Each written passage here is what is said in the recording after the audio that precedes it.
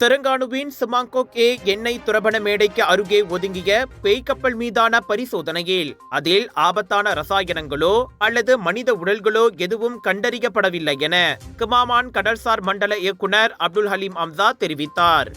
ஆபத்தான ரசாயன பொருட்கள் தொடர்பான சிறப்பு படையான அஸ்மாட்டை சேர்ந்த 17 பேரும் கடல்சார் துறை அதிகாரிகளும் 53.7 மீட்டர் நீளமும் 10 மீட்டர் அகலமும் கொண்ட அக்கப்பலில் 1 மணி நேரம் சோதனை நடத்தினர்.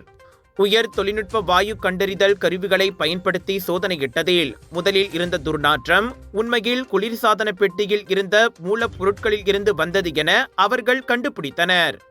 293 டன் எடையிலான அக்கப்பல் ஆகஸ்ட் 7ஆம் தேதி ஜோஹர் கடற்கரைக்கு அருகே தீப்பற்றிய எண்ணெய் கப்பல் என நம்பப்படுகிறது. அச்சம்பவத்தில் ஒருவர் உயிரிழந்தும் 4 காயமடைந்தும் இருந்தனர். எனினும் உண்மையிலேயே இது அந்த கப்பல் தானா என்பது இன்னமும் விசாரணையில் உள்ளதாக ஹலீம் கூறினார்.